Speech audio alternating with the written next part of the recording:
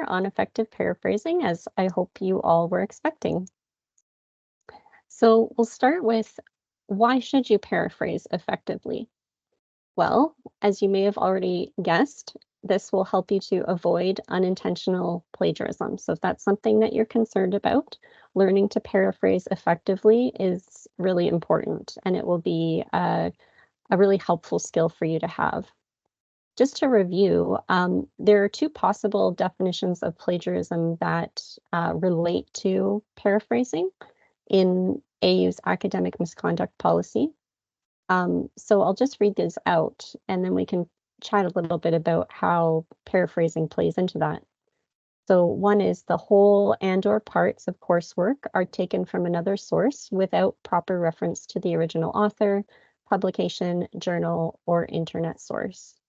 So that could include wording borrowed without using quotation marks to show a direct quote.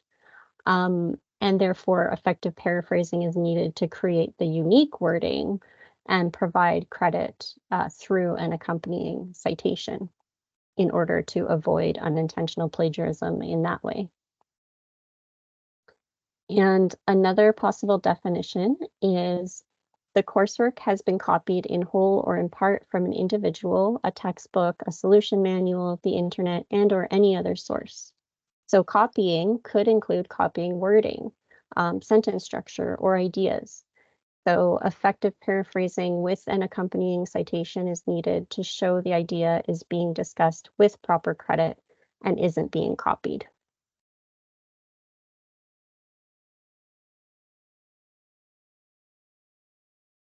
So what we'll cover to begin, why paraphrase correctly. So I'll touch on that again, just to re-emphasize. What is a paraphrase? When to paraphrase? How to paraphrase? So again, the reason that it's important to know how to paraphrase correctly is that it allows you to include information from sources appropriately within the context of your paper, while ensuring that the credit remains with the original author. It actually also allows you to demonstrate your understanding of the material, which is a crucial part of all assignments. And it, of course, helps you to present information clearly and understandably. Thus, paraphrasing is a key way to provide supporting evidence in your paper so that your writing is strong and reliable.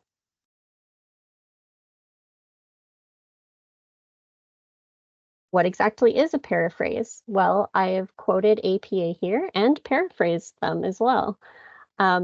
According to APA, a paraphrase restates another's idea in your own words. So it's phrasing someone else's idea or words in a different way. And you can see on the right there, the paraphrase that I did of that quote. You see paraphrasing in action there. According to APA, paraphrasing is the strategy of restating others' ideas through different wording. We've got a couple pieces there. Maintaining an idea and sharing it in your work, but doing it with different wording. And of course, the hidden piece there, giving credit to the author.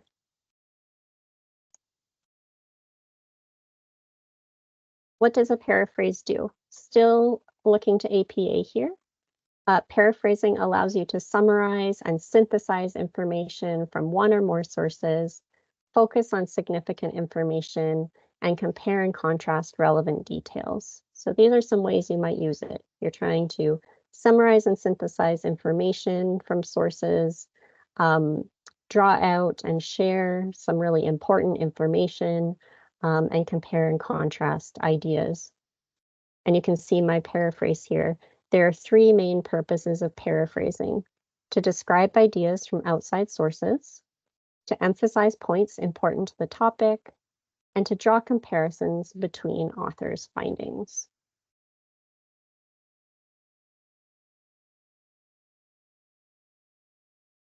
So here are some characteristics of a paraphrase. A paraphrase will have unique wording and sentence structure. So you don't want the wording or the sentence structure to be as it was in the original.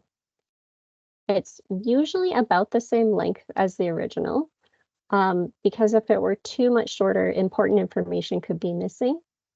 Or if it were too much longer, the meaning might be altered because something has been added. However, this is just a rule of thumb. The length doesn't need to be exactly the same.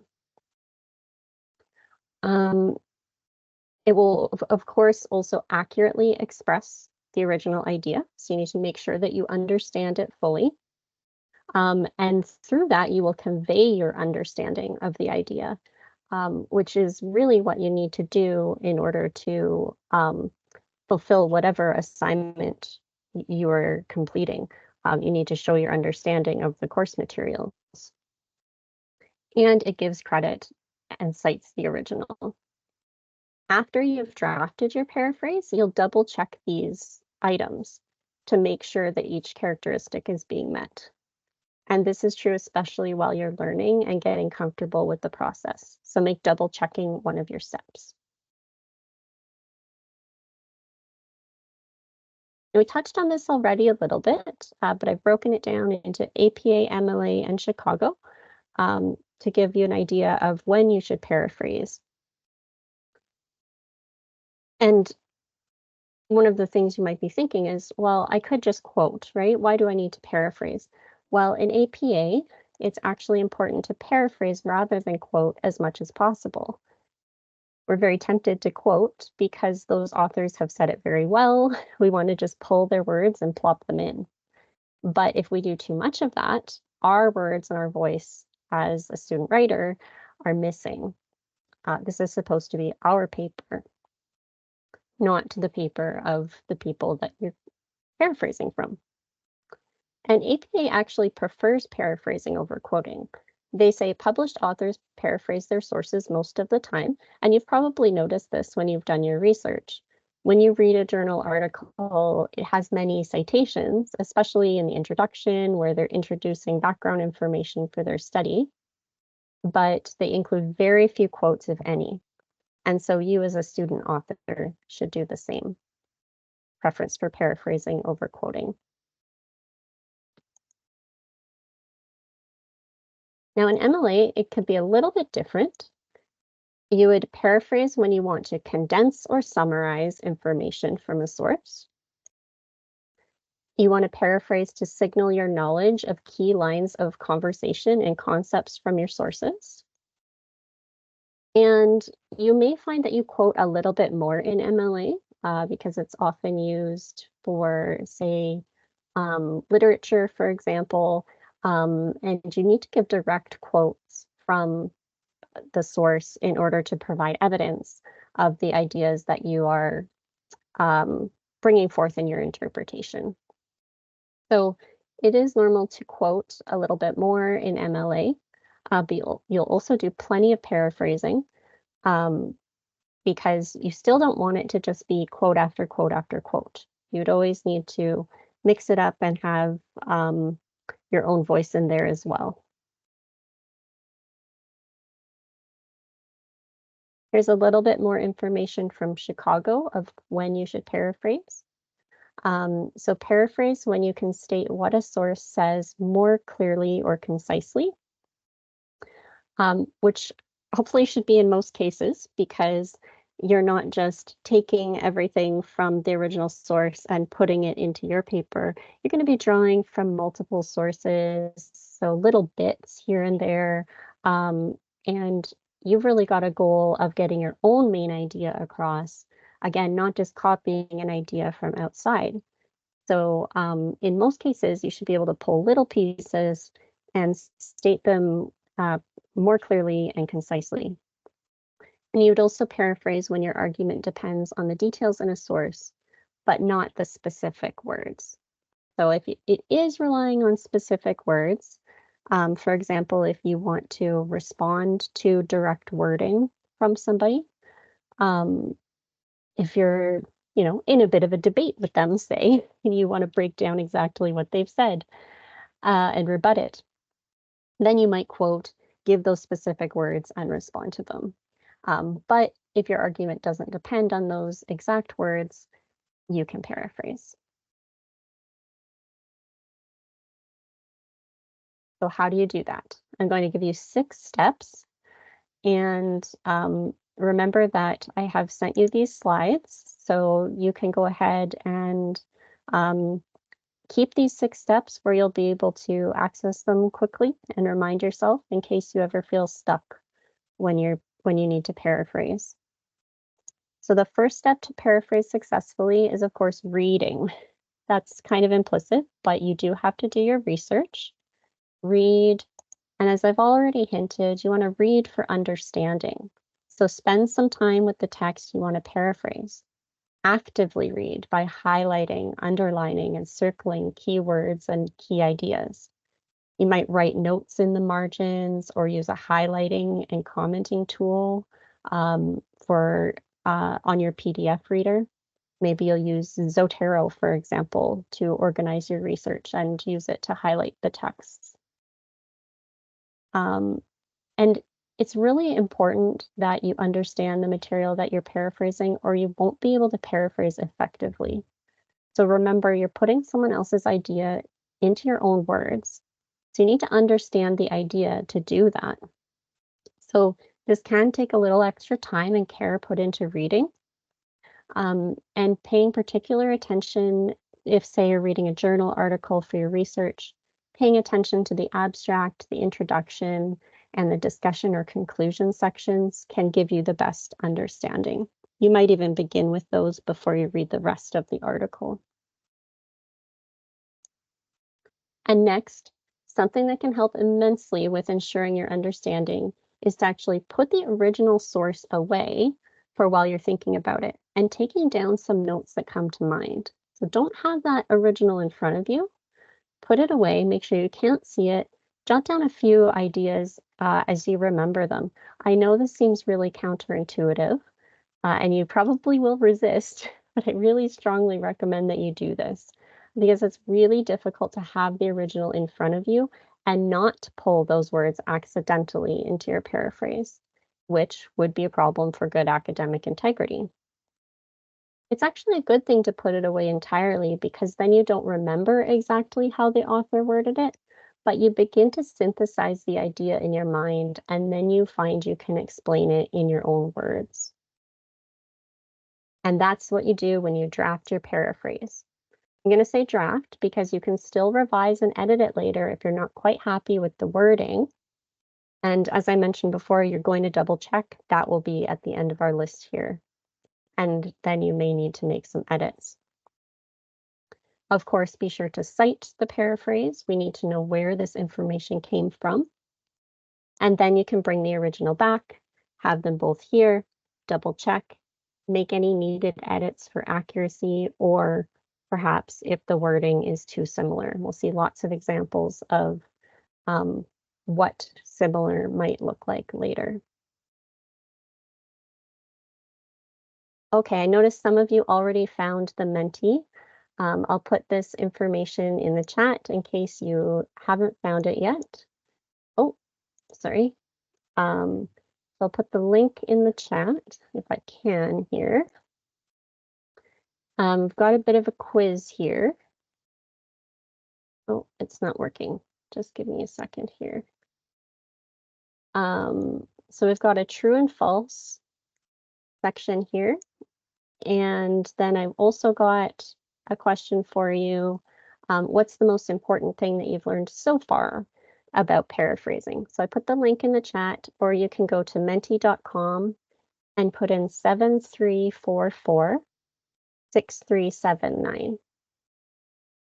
So again, the link is in the chat to take you directly to the Menti slides, or you can go to menti.com and type in 7344 6379.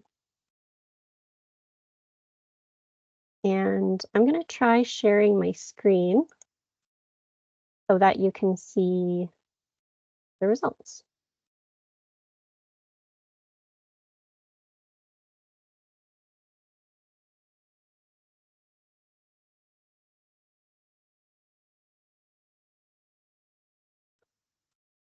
Okay, looks like a lot of you have participated so far on that first slide, the true and false.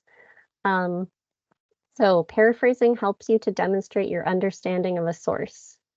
Everybody said, oh, I can't see the answers. I guess we'll have to, oh, there we go. Blue is true and pink is false. Okay, so everybody is in agreement that paraphrasing helps you to demonstrate your understanding of a source. Very nice. That's true. You should always quote as much as you paraphrase. There's a bit of a difference in opinion here. Really can depend on your writing task, right? If you're using APA, then you would always paraphrase much more than you quote. However, if you're writing in MLA, perhaps you will quote quite a bit. Maybe you have a bit more of a balance. But I wouldn't think of a case where you should always quote as much as you paraphrase. It really depends on the task there. And you should always paraphrase without the original source material in front of you. Looks like most people agreed that's true. A few not, but the wording is a little bit confusing there. So you should actually put it away, put that original source away before you draft your paraphrase.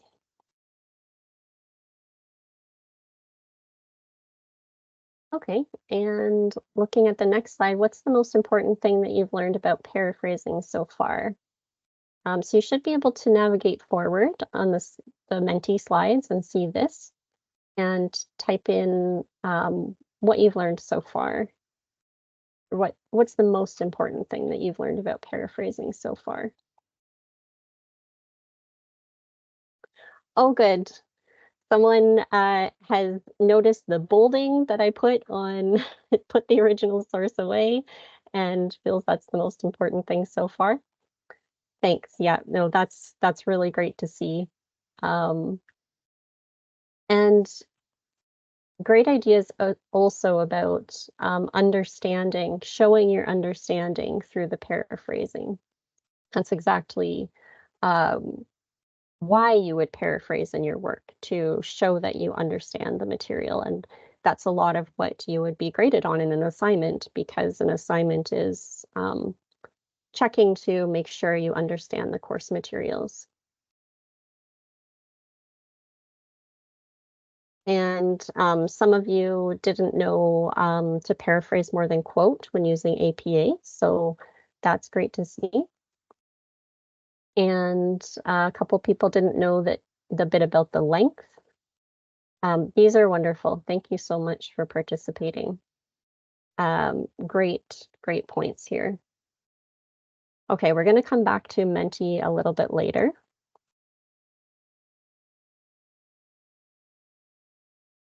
So now we're going to go through examples of effective and ineffective paraphrases. Now, don't worry if you feel that the ideas I've used for the examples might be difficult for you to paraphrase. Paraphrasing can be very tricky without understanding the context of the original. So, maybe you're not familiar with the ideas because you didn't read the article that the example comes from. When it comes to your own paraphrasing and your own writing, you'll be familiar with the ideas and the paraphrasing will come more easily.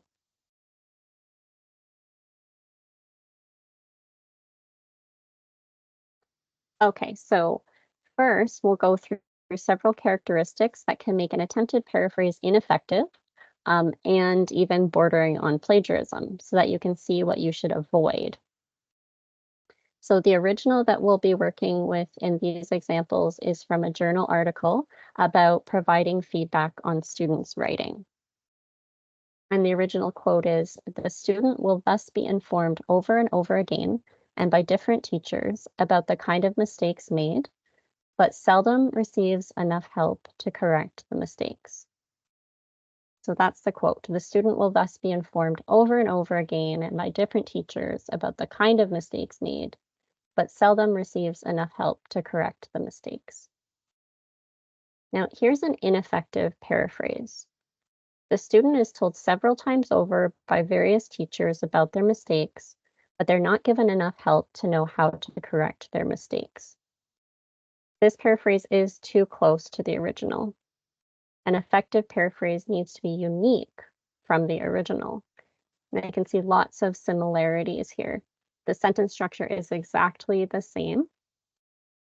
And the idea really hasn't been synthesized. You can tell that the writer has just had the original in front of them and changed a few words to try to make it different, but it's not sufficiently different.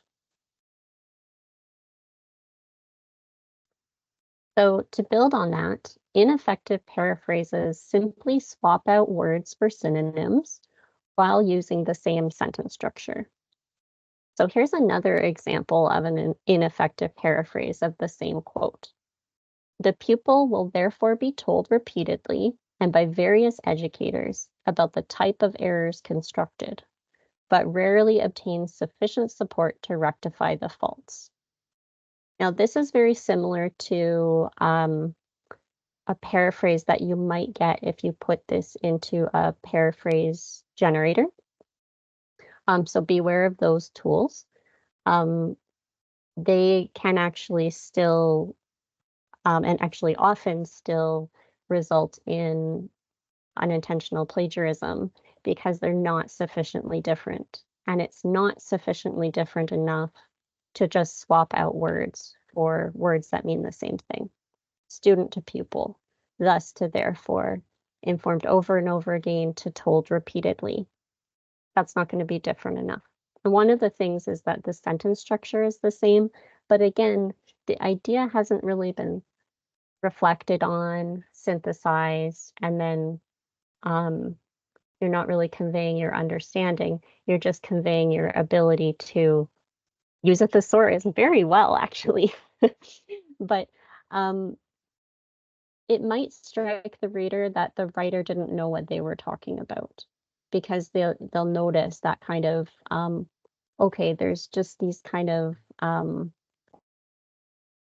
high academic sounding vocabulary, but without really a smooth understanding conveyed. Now, the paraphrase will be doubly ineffective if you accidentally swap out words for incorrect synonyms or related words. So also be careful when you're using a thesaurus. As I said, our previous writer, they used the thesaurus fairly skillfully. Maybe one or two things there that aren't quite on the mark. But with this one, I think you'll see that you do need to be very careful. I actually went to a thesaurus and I pulled words. They don't mean the same thing. So now it says, the scholar will moreover be well read forcefully and by contrasting facilitators about the benign of errors brought, but scarcely incurs plenty served to chasten the blunders. Now it's kind of nonsense, right? And this is why it's important to truly put it in your own words. If you use words chosen by the thesaurus, you could be revealing your own lack of understanding. Or maybe you did understand it, but you just weren't sure how to paraphrase it, but now you lost that opportunity to show that you understand it. So that one might have sounded funny. It is an exaggeration. What about if just one or two words are incorrect for the context? As in this one. The pupil will therefore be told repeatedly and by contrasting educators about the type of errors constructed, but rarely incurs sufficient support to rectify the faults. At first glance, it might sound good, but the reader would still know that something is amiss, because contrasting for different, that contrasting educators for different teachers doesn't really fit the context. Incurs sounds like it came from a thesaurus rather than from the average writer's own head, especially in this context. And maybe you even noticed from the first example that said constructed. Constructed is a little bit odd for the context of mistakes made, errors constructed. It's a little bit off. So even if just one or two of the synonyms are not quite right, it could signal to your reader, your instructor, that this is the type of paraphrasing you did. And as I mentioned before, paraphrasing tools, paraphrase generators, they can make these similar types of mistakes. For example, I had one change effective to efficient. Well, those aren't really the same meaning.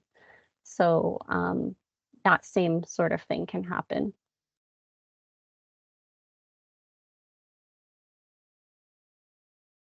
Okay, now, well, what if you change the sentence structure? Ineffective paraphrases simply swap sentence structure while using exact wording. So what sentence structure swapping could look like is the end becomes the beginning of the sentence and the beginning becomes the end of the sentence. And you can see that in this ineffective paraphrase here. Seldom does the student receive enough help to correct the mistakes, though they are informed over and over again and by different teachers about the kind of mistakes made. Well, I think it's pretty clear that in this one, the wording is much too similar. But I just wanted to illustrate that swapping the sentence structure is not enough because the rest is copied, right? Even though you changed what place it's in, it's still copied. So that would also be unintentional plagiarism. Now you might try to change that by swapping the sentence structure and making minor changes, but still it cannot be enough, as in this one. Seldom does the student receive enough help to correct their mistakes, though they are informed again by different teachers on the kinds of mistakes they made. So I just underlined some of those words that the writer swapped out, but it's still not enough. We can see seldom, seldom, receive, receive, student, student, enough help, and so on, that the wording is much too similar. And this will be unintentional plagiarism.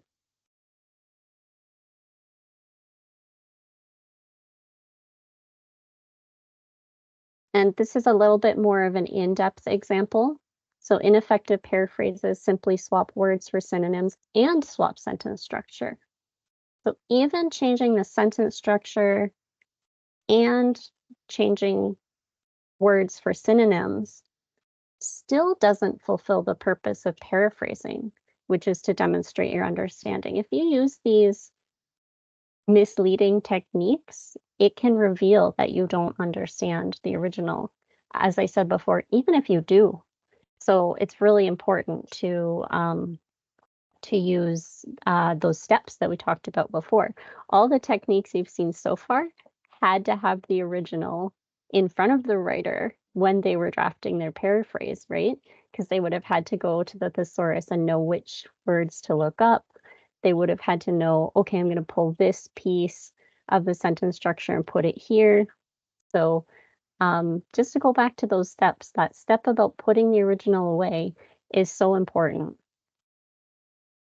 So here's the example of another ineffective paraphrase.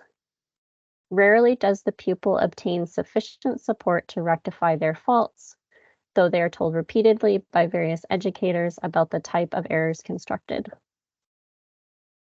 It really sounds kind of stilted and unnatural, doesn't it?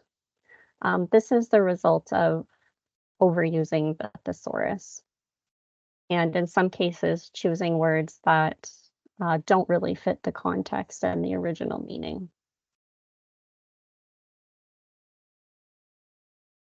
I promise we're getting soon to effective paraphrases. But here we have one more doubly ineffective paraphrase example. So doubly ineffective paraphrases get the meaning wrong due to lack of understanding or lack of conveying a complete understanding. They might also intentionally or unintentionally alter the meaning to suit the writer's context. So again, our original is the student will be informed over and over again by different teachers about the kind of mistakes they made, but they seldom receive enough help to correct those mistakes. The doubly ineffective paraphrase says, students frequently do not receive help from teachers about the kind of mistakes they make or how to fix them. So this could be intentional if the writer wanted to show that, or wanted to assert that teachers are not helping students, but that's not what the quote says. That's not what the evidence says. So that's altering the meaning. And that, I'm going to say, that's a triply ineffective paraphrase, actually. That's a big problem for academic integrity, to misrepresent what the original author said. It could be unintentional from just misunderstanding the original as well. And that's why it's really important to go back and double check the original to make sure that you got the accurate idea. And another thing I'll just mention here is, if you're having trouble with an idea, talk to your instructor, talk to your tutor. They're there also to explain the content of the course. So you are totally able to ask them those questions. What does this mean? I don't quite understand this. Something's not clicking. And they should explain that to you.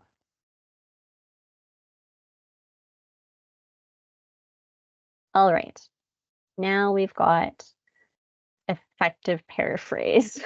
I know you've been waiting for that. So effective paraphrases, they use your own words and your own sentence structure.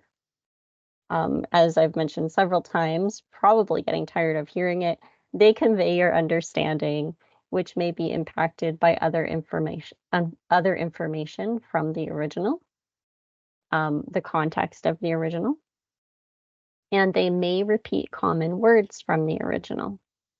So you don't have to change every single word. Don't get stuck on that and go to the thesaurus, because that's not necessary. So again, our original, the student will thus be informed over and over again and by different teachers about the kind of mistakes made, but seldom receives enough help to correct the mistakes. The effective paraphrase says, Selbyr has noted that those students' errors are flagged by multiple educators through the course of their program, the help they receive is insufficient to actually make a difference in their learning. So here I used my own voice, my own wording, and my own sentence structure to paraphrase the sentence. I paraphrased it without looking at the original, just going from memory and my understanding of not just that one passage, but the Selbyr article as a whole. So I read the article, I understood it, and then I understood this one piece within it, within the context of the article as a whole. And so, of course, when I go to draft my paraphrase, there are a couple of common words from the original: students, receive, help. That's okay. This is insignificant because the idea is conveyed in a very different way.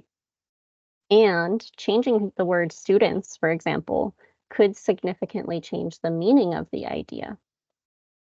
So we'll talk more about including common words on the next slide. So paraphrases can contain common words from the original without quoting them. This is acceptable if the repeated words are only a small portion of the paraphrase, the words are common and difficult to replace without compromising the meaning, like student. You place the words in your own voice and style, and you've understood and synthesized the ideas. So it's totally okay to take original words from that original quote, and you'll find that when you draft a paraphrase without the original in front of you, those common words will often pop up, because as Messenger et al. Are saying, those words would be difficult to replace without changing the meaning. So of course, your brain, having synthesized the idea, won't change the word student when you go to draft your paraphrase. Now, I'll just remind you, it's important to double check afterwards, because sometimes even without the original in front of you, you just read it, just now read it, and then you just now draft your paraphrase. You still can accidentally lift full phrases, and that will be too similar. So sometimes you have to go back and see, oh, I have two phrases that are similar. Now I need to just play with that little phrase and change it so it's sufficiently different. But a word here and there that are those commonly used words, that's okay. So effective paraphrases may use common words from the original to avoid changing the meaning. This is a different quote now. So by foregrounding emotions in the comments tutors may make students feel more encouraged and less intimidated in engaging in feedback dialogue, which could promote the learning process more effectively. So that's the original. And the paraphrase, Caragiani has noted that learning from tutors' feedback can be more successful when preceded by the tutor's acknowledgement of the range of emotions a student may feel upon reading it. So from this example, you can see how changing those common words could change the meaning of the sentence. It was important to use learning. It is important to use tutors' feedback, because that's what the study was about. Emotions, that would be difficult to change as well. And we've talked about student, but pupil, scholar, those words are going to kind of stand out. There's not really a natural flow there with them. When we all very commonly just say student. So as long as the wording is unique, and the sentence structure is unique and it's conveying your own understanding, borrowing those common words is okay and actually necessary to a degree.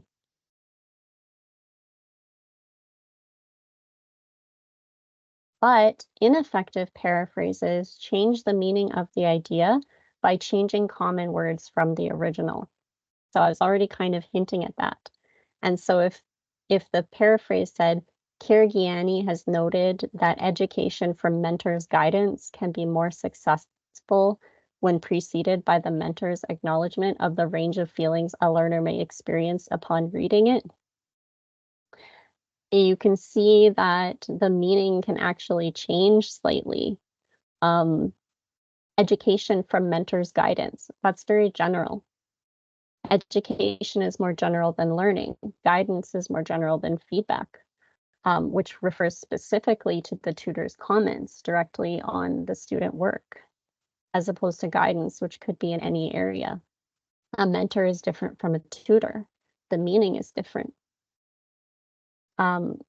So it can be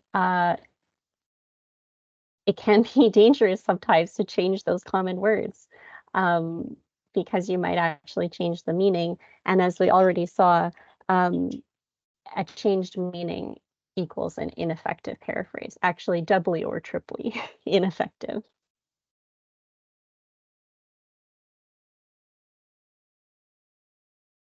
What if you want to use very unique words from the original? So we were talking about common words like student, help, provide. If the words were very unique, you can pepper short or partial quotes into your paraphrase. So do this if the words and their context are unique, not common. A paraphrase alone wouldn't fully capture the idea or the significance. Or you want to capture or you want to capture some of the author's style.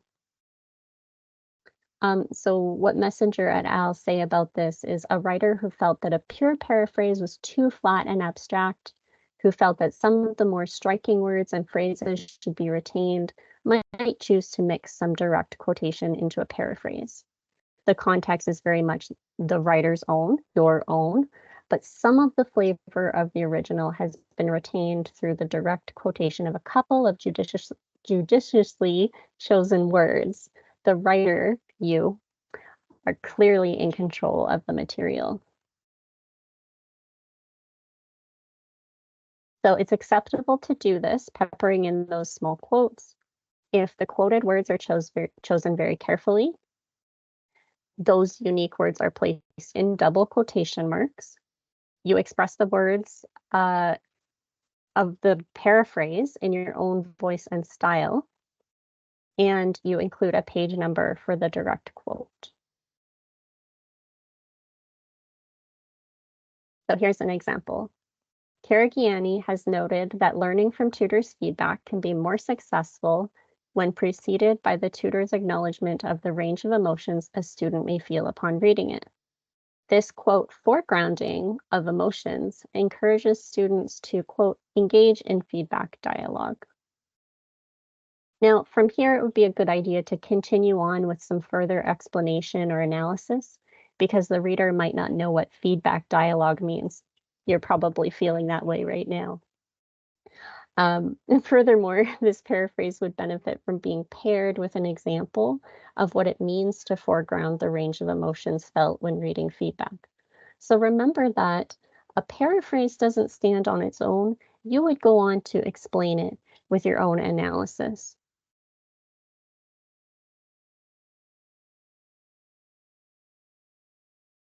Now, I'll show you what it would look like if you were to do this in an ineffective way. So ineffective paraphrases incorporate short quotations while overgenerously interpreting original wording as unique. Again, this example is a little bit of an exaggeration, but you can see what you shouldn't do here. Caragiani has noted that tutors' feedback should acknowledge students' emotions to, quote, encourage them and reduce an, quote, intimidated feeling when, quote, engaging with the tutor's comments during, quote, the learning process. So for example, you can see like the learning process is maybe kind of a common phrase, a common idea. Those ones that are the single words too, usually you wouldn't quote single words unless you're, as I mentioned earlier, responding directly to someone's thought, and you're really breaking down, okay, they shouldn't have used this word, right? Or something like that. Or here's what they meant by this one single word. You wouldn't do that in a context like this. We're just trying to get the idea across.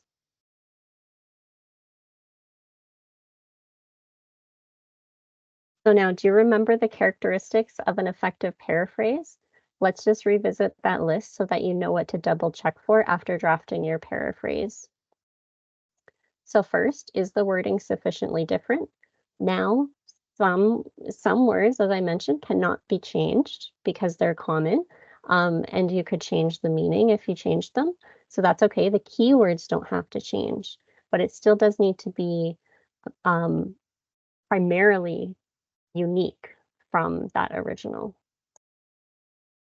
And what can help is to make sure that the sentence structure is very different, not just swapping, say, the beginning for the end, which a paraphrasing tool might do. And then another one to double check is the paraphrase around the same length as the original? As I mentioned, this is not always completely necessary. It doesn't have to be exact. But you don't want to be too much longer or too much shorter. Is the information accurate? Have you correctly conveyed the idea so that you don't accidentally make that triply ineffective problem with trying to pass off someone's idea that actually it isn't their own idea at all. They meant something else. Is the citation correct? And this is also a good time to stop and ask yourself, did I definitely understand the original material? And when I wrote down my paraphrase, did I clearly express my understanding?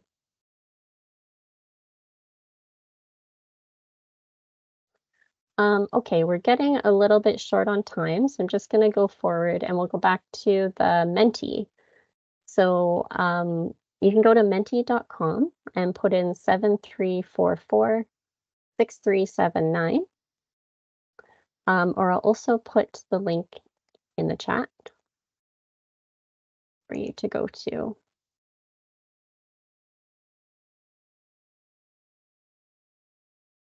Go to menti.com. You can type in 73446379. And we'll start on the third slide this time. So you might have to navigate forward.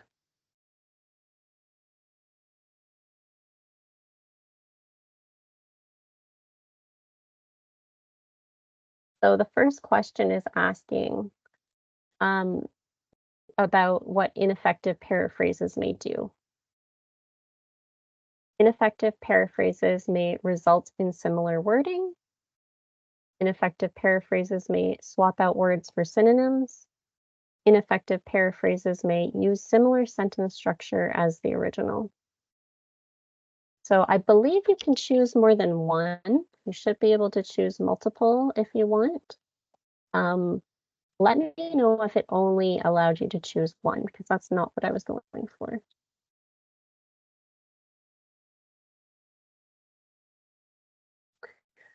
Well, it looks like lots of you believe that ineffective paraphrases may swap out words for synonyms. That's true. And that's something that the paraphrase generators will do, so beware of them. Ineffective paraphrases may use similar sentence structure as the original. That's right. You also want to change the sentence structure to your own. And I don't know if I covered an example of may result in similar wording, but remember that that's kind of what an ineffective paraphrase is. It's a paraphrase that results in too similar of wording to the original. So indeed, ineffective paraphrases may result in similar wording.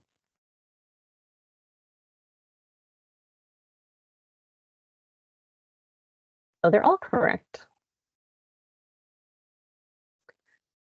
Now, doubly ineffective paraphrases, if you go to the next slide, they may swap out words for incorrect synonyms, convey incorrect meaning, and or alter the meaning to suit the paper's context.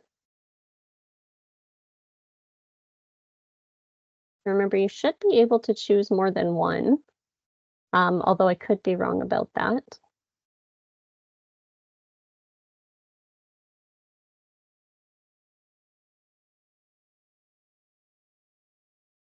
That's great to see that idea about conveying the incorrect meaning or altering the meaning to suit the paper's context came across. You're exactly right. That is a big no-no for academic integrity. Of course, it can be unintentional. So if you're not certain that you understand, then ask for help. However, I would also say that doubly ineffective paraphrases swap out words for incorrect synonyms. That's not letting me show the answers for some reason.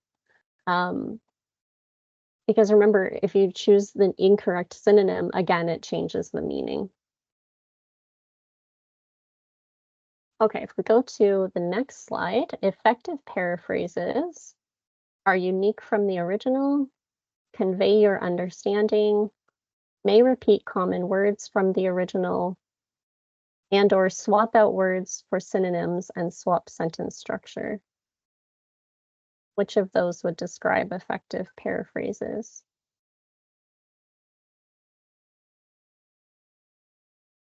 So great. You remember that they would convey your understanding, and I think I repeated that so many times. I was tired of listening to it. And looks like nobody is choosing swap out words for synonyms and swap sentence structure. So that's right. You don't want to just do those things. Even that is not sufficient to get an effective paraphrase. Now remember that effective paraphrases are always unique from the original. So if you put that in, great, great job. And they may repeat common words from the original. So that's true as well. However, they wouldn't repeat unique words. That's when you might want to get into some peppering in the small quotes if needed.